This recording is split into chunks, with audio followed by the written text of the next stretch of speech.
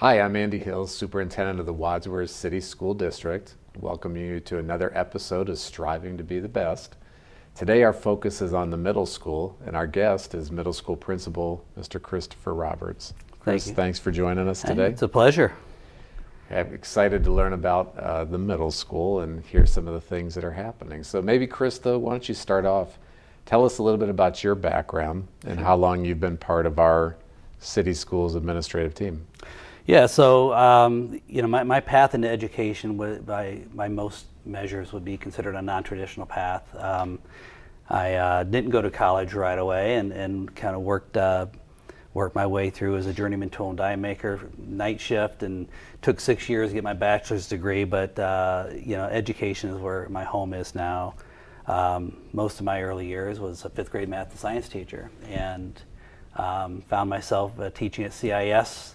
Where I really grew to love the Wadsworth community that most people have known about their whole lives, and ended up moving my family out here and joined the administrative team in 2015 as the head principal at Valley View Elementary.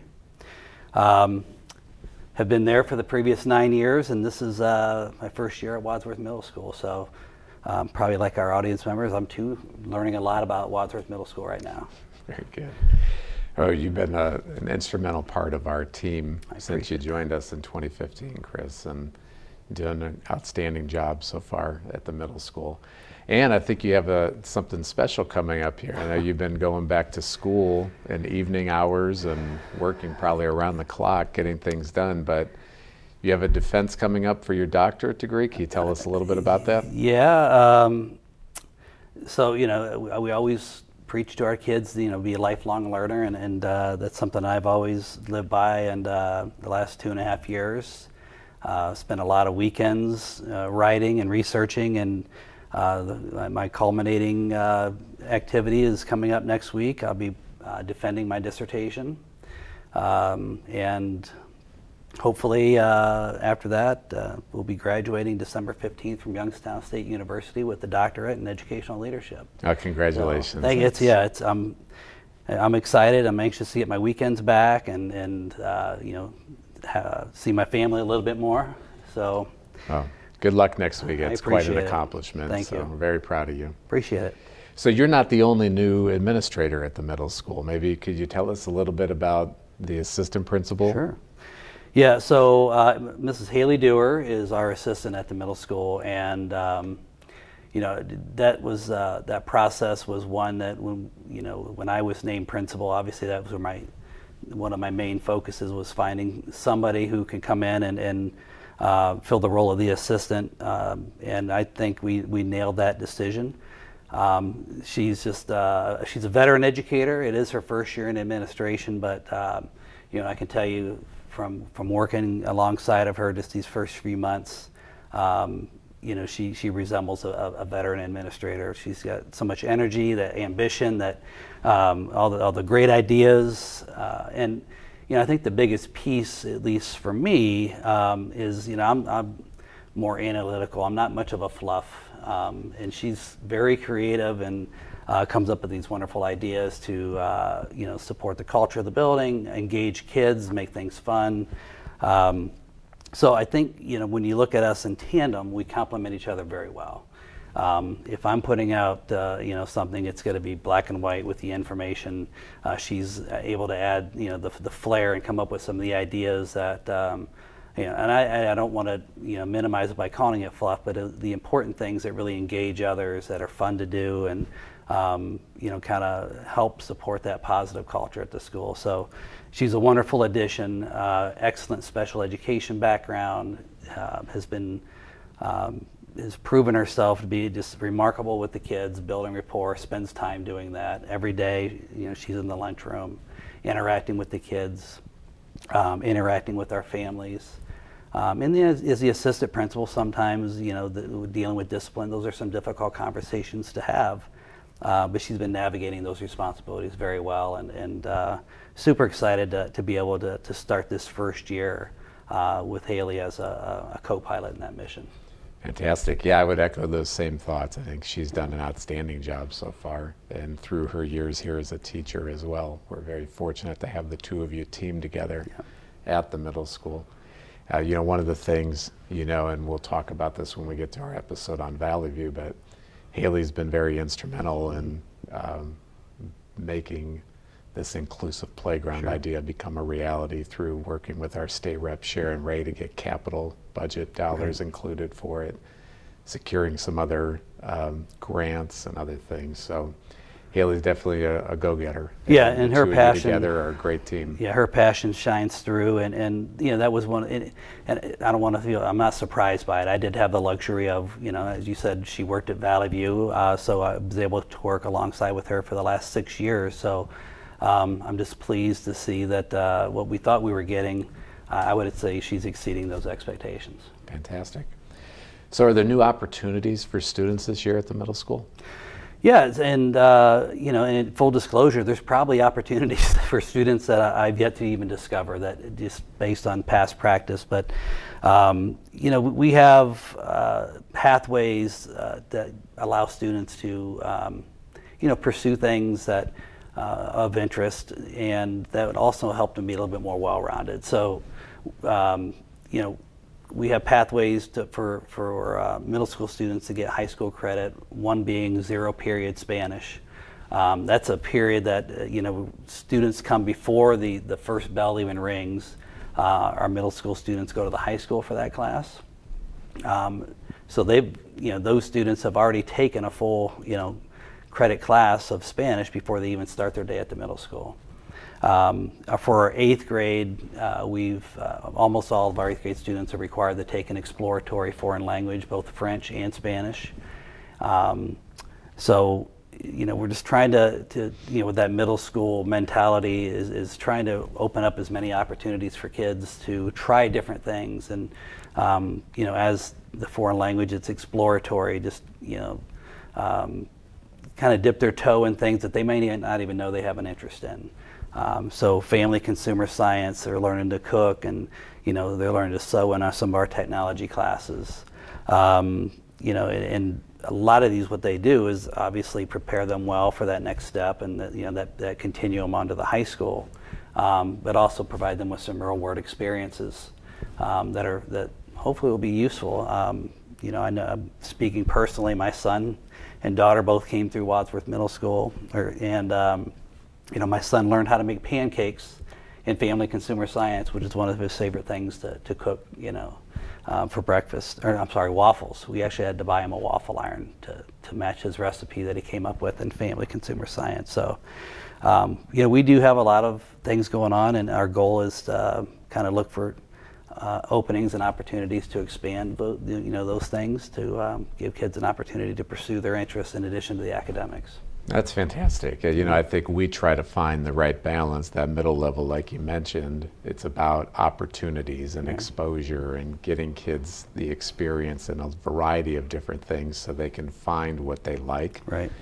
But trying to be creative and also give them an opportunity to get a jump start. You mentioned the 0 period for the Spanish, and that grew out of our district strategic plan on how we could look to expand upon world language opportunities, and working closely with the world language department at the high school and our administrators at the middle school to figure out how can we get students hours that they get immersed in the language so that we can put them in the best position for those that want to move on to some type of a career involving the languages. So it's great work. Yeah, and that's one thing I'm really learning, that at the elementary, you're kind of, there's 5 elementaries, but you're kind of self-contained. The middle school, and especially the close proximity, we can expand those opportunities and share our students and with the high school, and I'm learning more and more about how we can kind of maximize that relationship between the high school and the middle school. So it opens up a lot of doors for kids, and we're excited to provide that opportunity. It sure does, and I think what we're going to find as our new intermediate school building opens is that we may have created a situation that makes it a lot easier for that collaboration from intermediate school up to middle school as well, for opportunities for kids, which is what all of this is about. So talk a little bit, what are you most proud of in the short time you've been at the middle school? What sticks out to you in that building as something that you're just really proud of?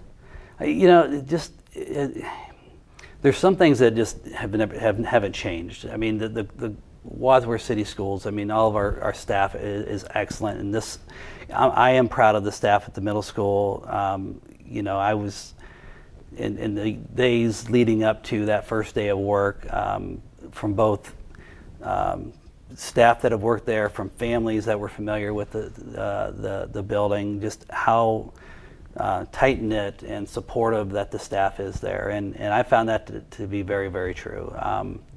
They've been super supportive and patient with Haley and I as we kind of fumble our way through some of the firsts that we're experiencing in the building. But their dedication to not only just supporting students to be the best they can be, there's a sense of that they are also pursuing opportunities to build their own capacity to meet the needs of students. So growing themselves professionally in addition to their students. Can't be more proud of our students, and we'll talk more a little later with the arts, but just the amount of engagement that our students put forth both in and out of school. There's clearly an emphasis on academics. Obviously, that is something that either whether intrinsically or extrinsically motivated, but there's a great focus on being the best person they can be too. We've had great acceptance with our character strong curriculum. So trying to build, not only academically strong students, but just well-rounded citizens that, as they, matriculate to the high school and then on into the community, that they're going to be some kids that we're going to be proud of down the road. Incredibly talented group of kids, friendly, respectful, and just there's so many things that like I said, that I'm learning that go on that there's something new I'm proud of every day. So I think the overall culture and the family dynamic that is present and very, very obvious is something I'm quite proud of at the middle school. But the students for sure, they surprise me every day with some of the things that they can do. Not that I did not have high expectations for them, but it's the way that they can go above and beyond, and just the uniqueness of each one and how their willingness to lend that to whatever the organization is, such as the musical that we just had. Yeah, we talked to Dr. Suber in our last episode about the high school, and you're echoing a lot of the same stuff. It's just incredible, the talents and skills and what our kids can do when we give them the opportunities, and can't thank our staff enough for all of the work that they continue to do on behalf of our students to be able to help guide and provide those opportunities for kids.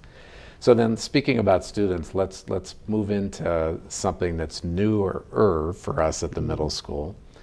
Dr. Suber and I spoke last time about how we're expanding esports team to the high school, but one of the big reasons that that's happening is what started last year at the middle school, our team actually winning the state title for their game and their division.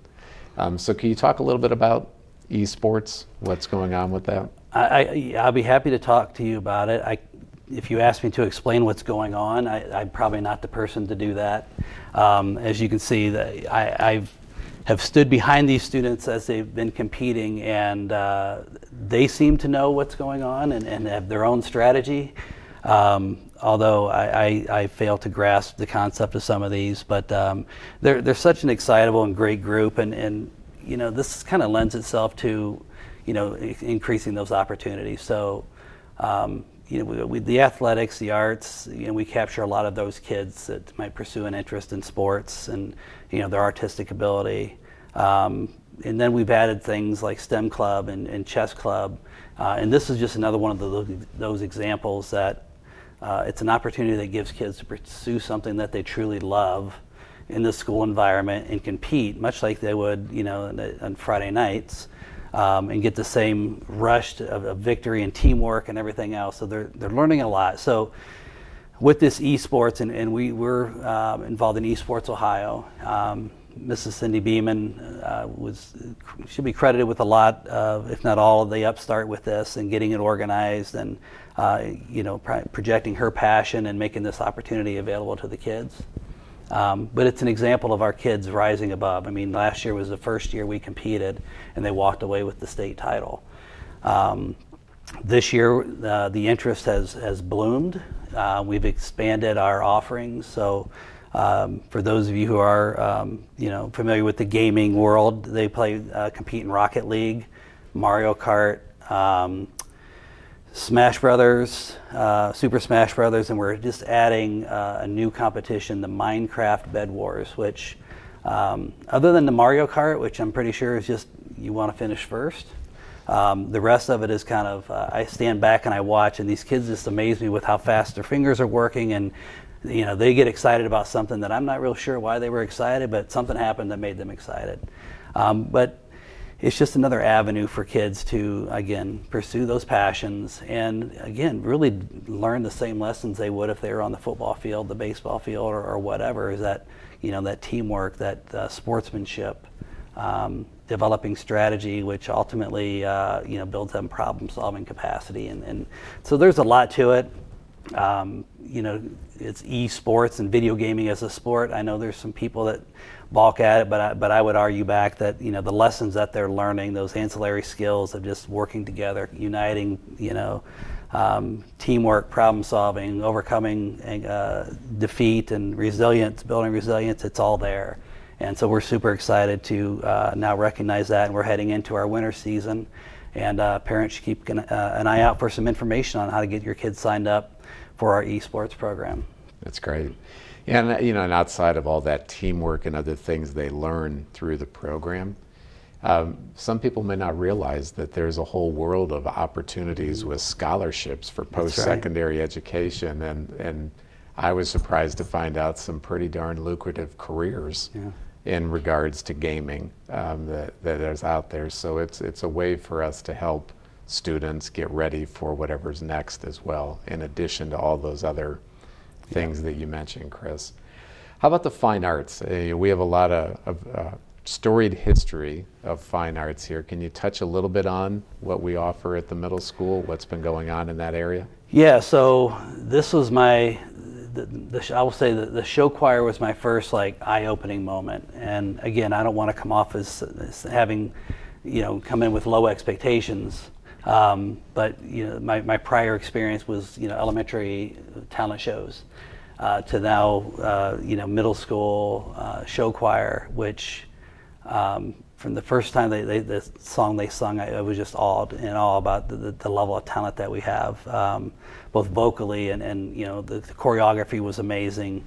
And then we had, okay, this is great. This is one of the best things I've watched as far as a school performance. And then we had our musical recently, and I'm not afraid to admit there's parts where I got a little emotional and a little teary-eyed just watching our kids just lay it out there and just do so well and working together, and my gosh, it was the reviews from that have been phenomenal. Hopefully people had a chance to see it, because what our kids were able to do, coming from someone who participated in the musicals and plays in high school, I'm prepared to burn my tapes that I have to be compared to what these middle school kids did, and that's from top to bottom, from the kids on the stage. I was talking to some of the crew, the sound and lighting crew. I mean, they deserve equal credit.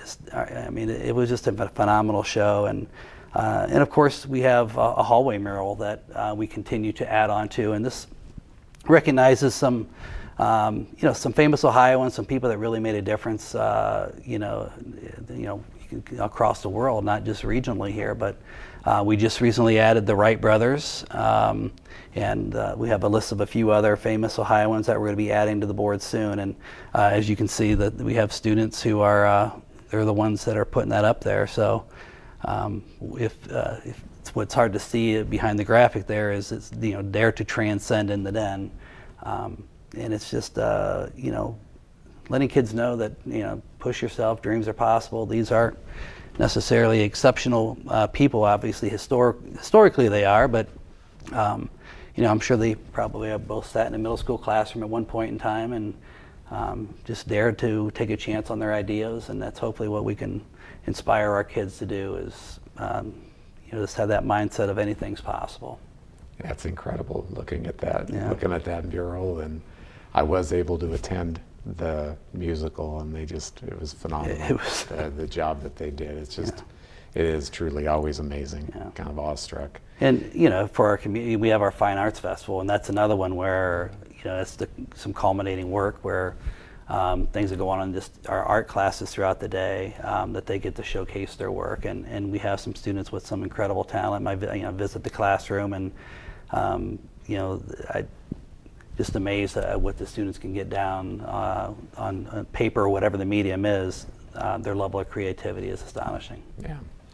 Why don't we wrap up? Tell us a little bit about what's happened with our athletics during the fall season. Yeah, we had a great fall season. Our cross-country teams continued to bring home some hardware. It seemed a lot of the invitationals they went to. Our football teams had very successful careers. Our 8th grade team won the Suburban League Championship Friday night at Artwright Stadium, which is super exciting for them versus Kent, and finished an undefeated season on top. The volleyball team, they continue to impress, and sacrificing their body to get a dig or to set up their teammate, and and of course our cheerleading squad is leading our pep rallies, leading down the sidelines, and just all together it's just everybody's a Grizzly, and you can see that teamwork and playing for each other, playing for the the Grizzly name, the Wadsworth name, and I look forward to that parlaying into a great winter season, which we're getting ready to kick off with wrestling and basketball. So it's going to be exciting to watch, and that's one of the things, coming back to the middle school level, is the opportunity to participate more as far as spectating a lot of those sporting events, and again seeing some of the talent that we have out there on the field, and that then translates into character development in the classroom, academics, developing that resiliency. It all comes together, as you know, but it's fun to watch. So we just had a great celebration Friday to recognize all of our athletic teams, and really excited to see what we can accomplish this winter.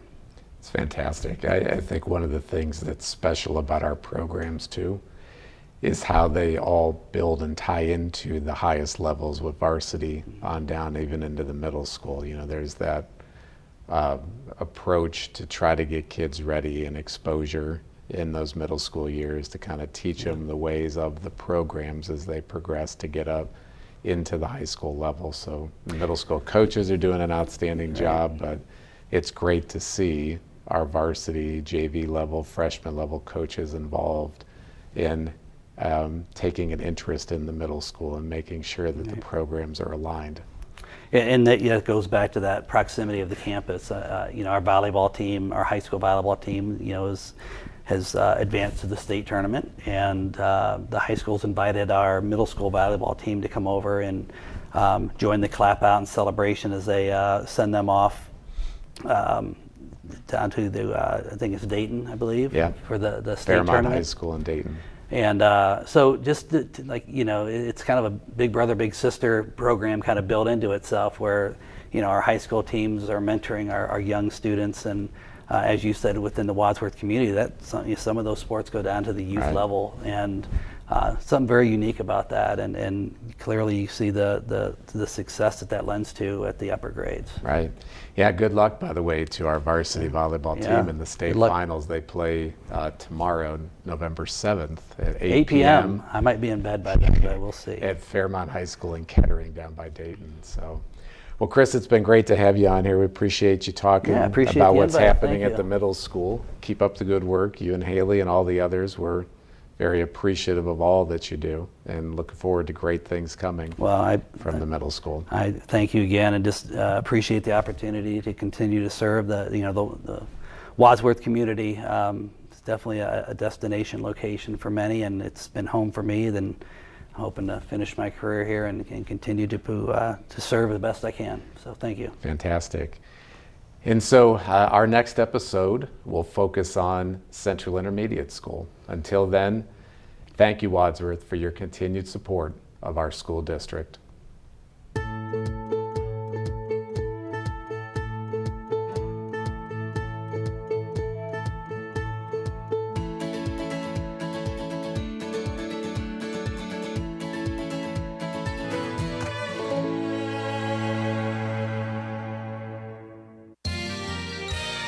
You are watching WCTV, Wadsworth Community Television.